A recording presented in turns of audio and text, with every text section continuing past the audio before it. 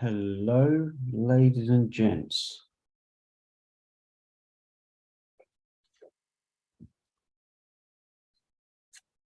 Evening, Nick. You okay? How's the audio, mate? Let me know.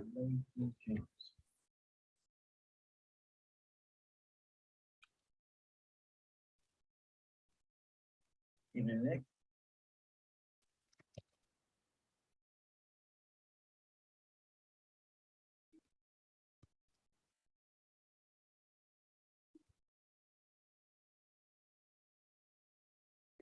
Hi, Marge.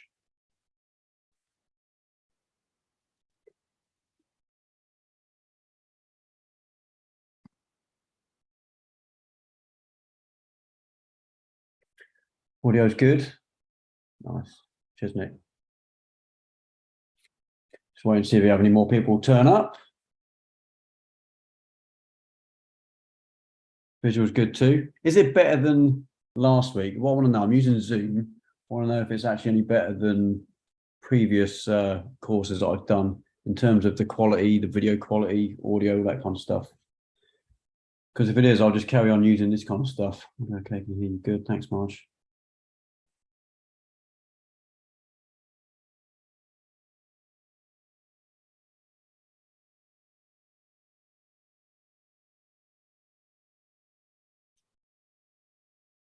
Yes, at the moment, awesome. I've got a bit of a lag from when I'm talking to you, I'm watching on there, getting your questions and stuff like that. So there will be a bit of a lag.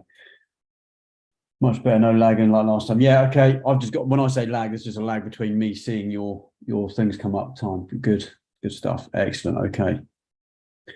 So we're going to just get cracking because it's not like last week where I have to wait. This is live on YouTube. So welcome, YouTube. If you're watching this back later, please leave a comment down below. Let me know where you're from. Let me know how long you've been either subscribed to me, or if you're not subscribed, please do so.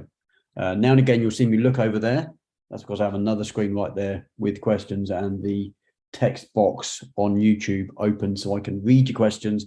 If you have any, if you're on a live, please do so. As I go through this. Okay, so what we're looking at today is looking at the basics panel in Lightroom. Now, this is a panel that people kind of overlook or maybe underlook sometimes. And when I see an image potentially online somewhere that isn't quite right in terms of, I don't even know what to say, but not quality, but in terms of how it's been edited, it's usually because someone is either overused the sliders in the basics panel. So I'm going to talk about things like fringing around edges of cliffs if it's a landscape. If you've got a dark cliff on a lighter background like the sky, you tend to have like a white fringe or like a halo effect sometimes. So I'm going to show you that tonight. So when you use things like presets and stuff like that, presets are great, but they're a good starting point. And what they often do is overcook an image sometimes, or sometimes even underdo an image. So we're going to look at Lightroom now. Let me share my screen.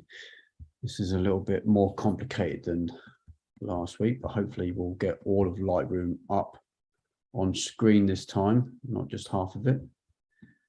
So let's see, you should be in Lightroom now. So if you can let me know in the comments if you see all of Lightroom, all the panels, all that kind of stuff, let me know. Because if you can't, I shall rejig it, but I have tested this and it should be fine.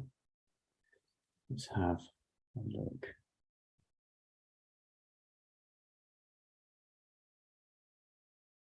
So I'm just waiting to see. Yeah, I mean, I'm looking at it. Looks pretty good. Yeah, all good. See everything just about there.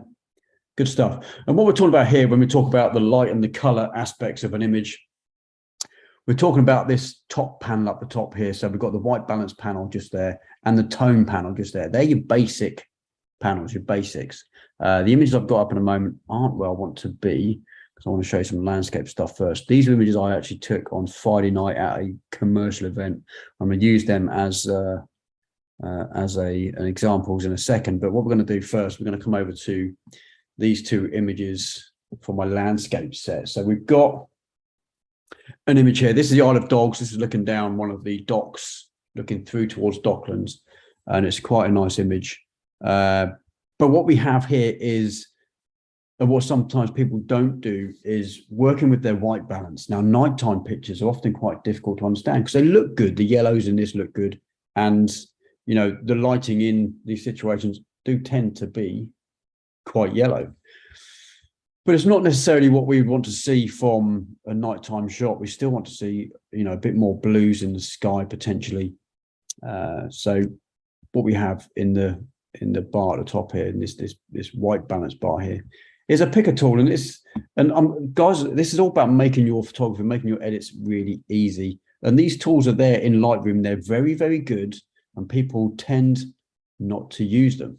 Now, the picker tool is actually quite powerful. Now, if I'm looking at this image here and I'm seeing it's very yellow, so I'm thinking I could just bring the slider down. That's going to do a lot for me, right? It is. But what you tend to find is that you're not going to get it spot on to what potentially should have been. So the picker tools get very, very good at this. So if you just click on the picker tool there, you see it now becomes your cursor.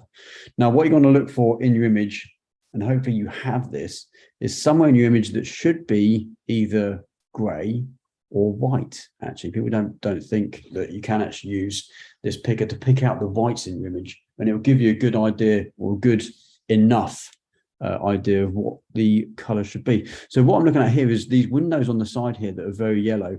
These are actually blinds that on these houses they're pushed out and they're kept out. They don't think they're even used, but they are actually white. And if I click on them, look what happens to the image. Boom! Already it's now back to, we're starting to get some blues in the sky. The lights have gone more or less tungsten, which is what they should really be. And yeah, for me, this is a one-stop tool which people tend not to use, and I think it's probably one of the most powerful in the arsenal of Lightroom, and certainly for your white balance. You're certainly going to want to try using the pick a bit more often. It's just something people don't do, and for me, it's just a given. It's there. You know, Lightroom does a very good job of analyzing your image and giving you what you should be getting. Of course, you can be now creative and take it a bit further. If you don't think it's blue enough, add a little bit more blue in. If you maybe want to have a little bit more magenta in there, which I tend to do, that's kind of my thing, add a little bit more magenta. And for me, that's pretty much it. That's where I'm at. So that, in a sense, is me just giving you a quick overrun or overview of the picker tool for the white balance in Lightroom. It's just so easy. You can use one of the customs, obviously, if you're shooting at any particular time of maybe the day, or if it's cloudy or shady, you may want to use one of those. But to be fair, if you've got your camera set in auto white balance, most newer cameras will pick that and do a fairly good job. It's when you get to the extremes like this, or if you're using things like flash, which I want to show you a bit later, the white balance can sometimes be off. And then what you'll find is if you've got a set of images potentially from one location, whether it's landscapes or whether it's something indoors, studio or whatever, and you're taking a picture like this image here down through to the Docklands, if I just moved ever so slightly off to one side, or I was looking slightly different, took another picture, potentially the white balance is completely different. So if I now use this setting for my white balance and use the so if I wanted to potentially sync it to another image like this image here, obviously the white balance is going to be different, so you might have to come back. We use the picker tool even from the same location, just shooting, even if it's during the day and you're shooting one shot into the sun and you're moving ever so slightly and you're just off and the sun's off to the side, the white balance, your eyes and your brain can adjust for these things really, really quickly and really, really efficiently. Your camera can't, unfortunately. So if you take one picture and another picture, potentially your white balance is going to be off. So bear that in mind. From one image to the next, it's going to be slightly different. So let's go to this other image now. This is Corfe Castle down in Dorset. Brilliant location, fantastic. This is actually an image I've taken, whipped from one of my sets from a time lapse I did for this location. You'll see there's other photographers there. I was here with a photographer, and we got prime position to look through the gate at Corfe Castle. If you don't know the area, it's a very, very nice place. And yeah, potentially what I've got here is, I mean, I have my own presets that I developed, and I'm not trying to sell my presets, by the way, guys and girls. I do have presets that I use. I've got my own landscape presets that I developed some time ago, and I developed these depending on the time of day you're shooting potentially. So if I'm whereas if you do buy preset bundles, You get lots and lots of presets. I mean, I think I've probably got a few on here. So let's have a look. So what I've got. If I go somewhere like, what have I got? No, I've probably got rid of them. But I've had bundles in the past that I bought from people, and they just all have like the same name. They're just numbered 1 to whatever you buy, 100, 1 to 100, and they all just look different. And you can't really use them because you have to just go through one at a time and work out what kind of fits best with your image. And you've got to remember, these are developed from someone who used them on their image at some point and it worked for them. So my idea for presets was slightly different. And my idea was to develop something that would work on any landscape image, because these are landscape presets, depending on the time of day you shoot. So if you're shooting at blue hour, I've got a set for those. Shooting in daytime, I've got a set for those. Golden hour, which is what I would use for this because it's just after golden hour, or potentially I've got some for when I have it, golden hour, nighttime, or sunset. So this is a sunrise, but it's basically the same as a sunset. So potentially use one of the sunset presets. And what you find here is you'll click on it and you'll see all of the different things on the panel over here all move. All the different sliders tend to move over. Apart from a few that aren't really adjusted, I tend to do those myself. Nothing really happens in the color grading there. Bit of sharpening. It obviously knows what time of day you've shot this at sunset. It would know that potentially that your ISO is quite low, so it wouldn't need too much noise reduction, all that kind of stuff. Anyway, not getting off topic here. What we've got here is a very good one quick system for the time of day you shot with your landscapes. It kind of works. However, I mean, you can look at this and you can start looking at the kind of edges around here. And I don't know if you can quite see it on YouTube, but there's a white fringe, there's a white edge. Now, obviously, I've got a pretty high-end camera, so it's not as bad as maybe you'd find with a crop sensor camera. If you did this exact same process with the same picture, you'd probably see a little bit more of a white fringe or white halo around the top of the hill where it meets the lighter part of the sky behind it. So that's kind of where I think the sliders in the basic panel here have gone too far. So my preset is a starting off point. It's not a finishing point. So I now need to work this because I think that's actually gone too far and I don't like what that's done to my image. And if you ever use any presets like this, you'd probably look back and think the same thing. But there's, again, another very quick fix that Lightroom has inbuilt that people don't use. And I don't know why they don't use it, because it is a very powerful little tool. Move that over here a second out of the way. A very powerful little tool called Auto. Now, a lot of people kind of steer clear of Auto in anything because they think it's either cheating or it's just not good enough. But Lightroom will do a very good job at analyzing this picture and this composition to find out where the lights and the darks are, where the highlights and the lowlights are, the shadows.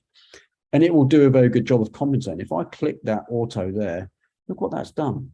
That's brought all these sliders down. I've brought it all down because with the shadow sliders way up like that, that's where that fringing was happening. Well, bringing the shadow areas that should be in shadow because they're pretty much backlit and added too much light to them. So that's brought that down and given me a more natural look.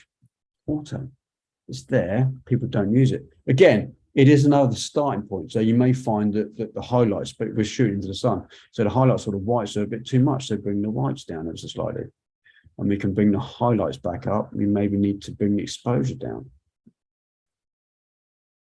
And there we've done our work in the basics panel. It's done. Obviously, nothing's been done with like dehaze or anything like that. Dehaze is a fairly new it's not new, but it's a fairly recent addition in terms of the lifespan of Lightroom. And for my presets, it wasn't around when I made these presets, maybe 3 or 4, maybe 5 years ago now. So you can then start looking at maybe adding a bit of dehaze. You have to remember dehaze, it adds a lot of contrast back into your image and actually adds a lot of saturation. So what I would tend to do is bring the saturation down ever so slightly because that's just added too much. And there is my image pretty much done. The sky is still a little bit too light. There's other things we can do with that, which I've shown you in previous tutorial, so it's not something for this. But that's what I mean by using the basics panel, the lumens and the light, the exposure of your image is all worked out from one panel. The rest of it is all about being creative. You can take those creative aspects of the rest of the panels, and you can what's the word? Sync them across all of your images. But what you will find is that depending on how you've shot and where you've shot, even in the same situation, the white balance and the luminance or the exposure of that composition is going to be different. So that's where you come back to these panels here. You select your white balance potentially. Don't really need to do it with this image, but you'd certainly look at your tones and your exposure in your exposure panel. And auto is a very, very good tool that people don't use. People say auto and they're like, no, don't use that. But trust me, start putting it into your workflow and it will start paying you back dividends right away. Let me come over to my commercial stuff that I was going to show. Was there something else? Let me have a look. What have we got on there? There was something else. Potentially, no. Let's go to my commercial. So Friday night, it's the reason why I look so tired, because Friday night I was in London doing a red carpet event for a company or for a, how do I put this, for a production company that made a film or a documentary called Car and Country, and I was invited to do their photography on the red carpet. So that's why I've got this image just here. And I did a bit of candid stuff as well. So we've got some candid images. And you'll see that this first image, let's have a look at the first image. The first image is the processed version. So this is the final version that I've sent off. I think it is anyway. And we can look back at the history. Yeah. So let's find the history properly. Okay. So we can look back at when it was imported. So I imported this, and this was the he looks amazing. Oh, thanks, Marge. Definitely, Marge. Try auto. Definitely try auto. So if we go back to the imported image, this is the image that I imported. You see that I was using flash. It was on camera. The bottom half of the image is darker than the top half. That is because I'm bouncing flash off the ceiling. It's coming down. It's hitting the subject's head before it's hitting the body, and the light's dissipating. The lights in the place were a nightmare. This hotel had LED rings, like big rings in the ceiling, and it had tungsten lights spotted everywhere. So we've got different types of lights all over the place. And that means that potentially when you're doing these kind of shoots, that your white balance is going to be all over the place. Your camera's not going to know where your white balance should be. And I do cover that in a second. So the first thing I've done here is I've done a crop. So I've cropped in and then I've straightened my crop. And that's the kind of final crop, if you like. The reason why I've done that is because I want to get rid of all the outline. I want my client to see just the backdrop, because it's got all of the promotion companies, all that kind of stuff. And if you ever see those red carpet events, it's kind of all they want to see. They don't want to see the outside. So then you see just on the left-hand side, I've used auto settings. That's these tonal settings here. So I've clicked that, and that's given me a very, very nice image. Obviously, I've done a bit more. I've added some dehaze, a bit of texture, or I've actually gone minus on the texture. And then what I've seen is where I've got the bottom half of my images slightly darker than my top half, I've added a graduate filter. So I've done all kinds of stuff with curves and all bits and pieces. I've gone, let's go a bit further, linear gradient filter. There's the filter there. Let's update there, see how it goes, exposure. And then we've done a few more bits and pieces, add a little bit of, I think, blues back into there because it was a bit red. I don't know. Anyway, let's go all the way up top. Bit of sharpening, edge masking, all that kind of stuff. All the way up to where I've done highlights, brought my highlights down some more. So what I've done is I've actually gone to auto settings again. And the reason why I've gone there again is because after you've done all these other edits down here and you've cropped if you look at the exposure up in your histogram, it's probably going to change ever so slightly. So when you start adding things like dehaze after you've done these auto settings, we already know that potentially it slightly darkens your image, it adds contrast, it does a bit of saturation stuff that all affects the luminance as well. So I've come back after doing all of these adjustments, to auto settings and clicked auto once again, and it's changed my settings over from there to there. So it's added a little bit more stuff. And then what I've seen here after the auto settings is my whites are too bright. I've had to look at this and say to myself, auto was great in this situation, but it's gone a little bit too far. So I've had to bring my whites down, and I had to bring my highlights down as well. And that brought the dress back. You've got to remember, in this image, there's a lot of whites. There's a lot of very light surfaces that are bouncing all the light off of, coming back to the camera. And there's just a lot. There's only a small amount of darks. All these areas in the shadows down here is just this guy's shirt and his pants, and maybe some of the writing on the back of the wall there. So you have to understand that as well. So once you've used the auto settings in this, I've done a lot of other adjustments, but I've come back to the auto settings, click that again. It's given me a little bit extra, and then it's just a little bit too far for my liking.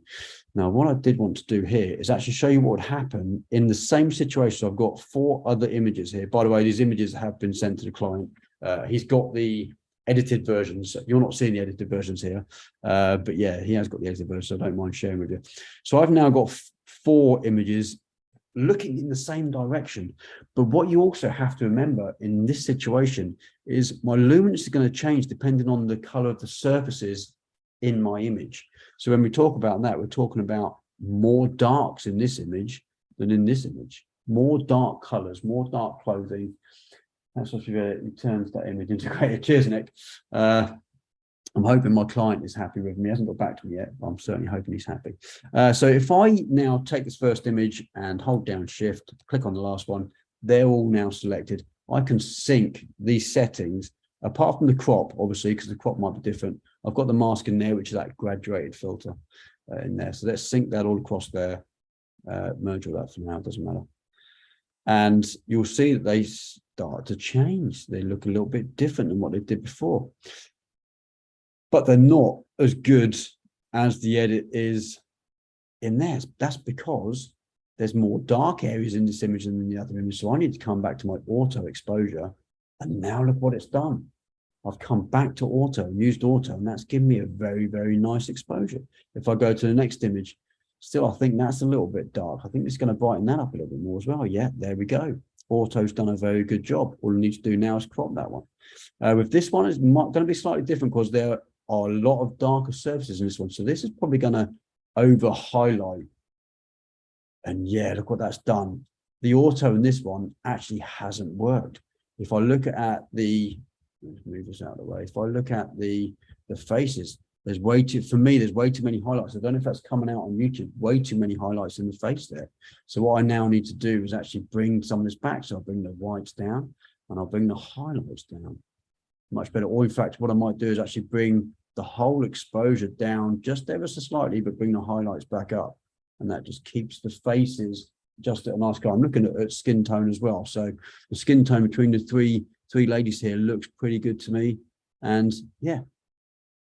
So you got to also remember that is that from the exact same photo shoot, the way the light is hitting the subjects and the surfaces in your composition, if that changes at all, your exposure is going to be different.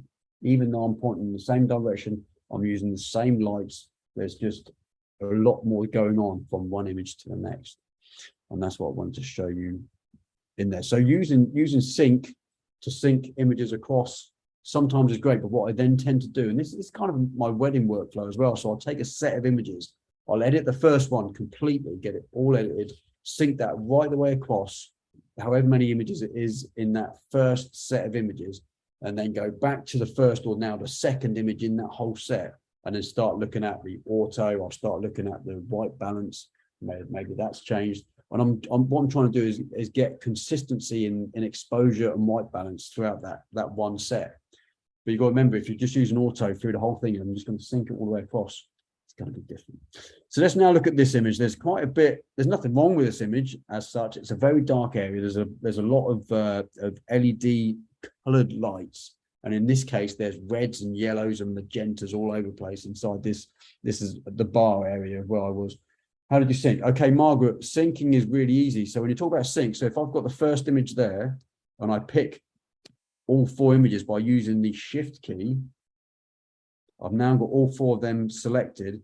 The sync button is there, and that will sync the settings from the first image, the one that's highlighted more, which is my primary highlighted image, all the way across all 4 images. That will sync every.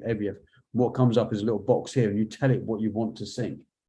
It's probably a lesson for another time. There's a lot to go over there, but there's a lot of stuff in here. All these things in here are what you find down the side here. So things like my white balance, do I want to sync that across them all? Of course, I can say no if I don't want to. It's just as easy enough to say yeah, and then just come back to this panel and change it per individual image. Does that make sense? Let me know in the comments. So back to this image then. So what we have here is the same problem we had before, but now, cheers. Now what we have is we can go back to white balance, pick a tool. Remember what I said earlier on. So we're looking for somewhere in the image that's either a gray color. We want kind of a neutral gray, not. I mean, this guy's wearing a gray suit, but I think it's probably too light. Or we want to pick something white. So let's pick up the tool there. Now, if I hover over any area, you will notice in the corner here, if I move me out of the way, in the corner here, it changes. Look at the way it changes there. So I've got a little preview of what it will become if I pick any area here. So I can look at that and go, you know what? There, boom. And look what happens. Very, very simple. And it's a very, very powerful tool to get your white balance back to where it should be. Here I'm looking at what color the whites are, looking at skin tone, making sure skin tone's good. And boom, you got your image. And people don't use this. People fiddle around with the sliders. And that's fine if that's the way you want to go. But to get it to a point where you're just, you know, Lightroom does a very good job. Use these auto tools. It will save you a ton of time and a ton of effort. And you know me, my photography and my edits are about making things not necessarily easy, but saving that time. You know, I have a lot of edits to do. I've now got, although I've done this photo shoots all done and dusted, and the client's got the images. I've now got a whole wedding to go through. I had a wedding all day yesterday. Magic, yeah, it is Magic March. So yeah, I've now got an entire wedding to go through, and these are the very simple and basic things that make my wedding edits. You know, I now from when I first started doing weddings, my edit process would take weeks. My editing now takes, you know, sometimes if I put a lot of effort in, a couple of days, I get it done. I often save the day after and a few days after that to get a wedding edited and done and dusted out of the way. Let me show you. I can show you a couple of images from the wedding I did the other day, only because I have actually sent an image to my wedding clients. Who was it? Rachel and Ruben. So if we go in here, obviously let's have a look. See if I actually did two styling. I did. Okay, so what I had this image. Let's go to the development model. No, we can stay in the library for now, actually. So you see these are star rated too. These are the ones I want to put a little bit more effort into because they're kind of really nice. They've got the groom looking at his watch, although he hasn't got a watch on. I'm going to Photoshop a watch on there because the bride was late, bless her. It was all good, bit good fun. A nice one of the bride looking around over her shoulder at dad. And then I've got one of this is a thing I did. But then I've taken a picture of the bride by herself just after the ceremony and stuff, and I have edited this one, and the bride has been given this one, so I don't mind showing you. I'm not going to show you the whole set, but I have got all these to go through. So this was the imported. This is the ARWs. This is my raw file.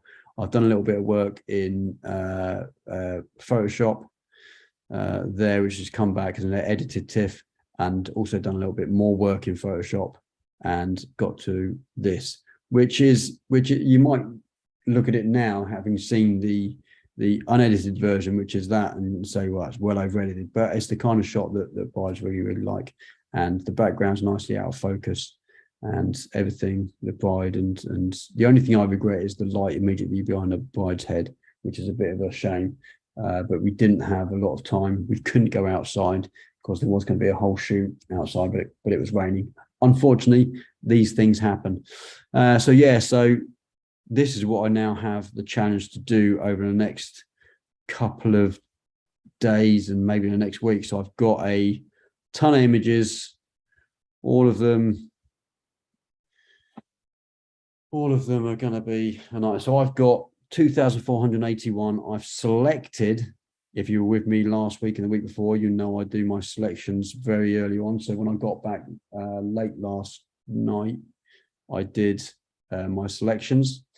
And if I pick the ones that I picked 847. This is an initial cull, so it will go down from there. But this is what I tend to do. I will go through these and I will find everything before and up to the ceremony.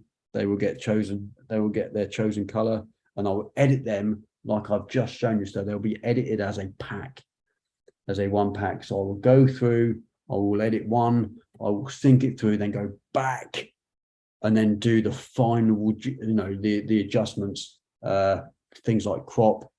I'll do the white balance. If anything else needs to change, I tend to leave the post-crop vignette. If I ever add any, I tend to leave that till last, because every image is going to be different. It's kind of the only thing I'll really leave till last. But yeah, anyway, I hope you enjoyed this week. Make things easy. Changing color and changing the light or the white balance in your image doesn't have to be stressful. It can be really easy. Take a few seconds and then make those final adjustments. Come back if you'd make loads more adjustments down the side here, and you make lots and lots of different adjustments after you've done those auto settings. Come back, try it again. If something isn't quite right, you're there. So hopefully you enjoyed this. If you're watching back later on YouTube, please leave a comment down below. Let me know you've watched it. Let me know where you're from, and if you enjoyed it. Please whack a thumbs up if you did get anything out of this video. I know currently there are 8 or 9 people watching, which is fantastic. But hopefully I'll get more people watch after the fact. Any questions, let me know, and I will always answer anything I get in any comments on any of my videos. I'll never not answer any. Much better quality of sound. Good, thanks, Marge. That's awesome.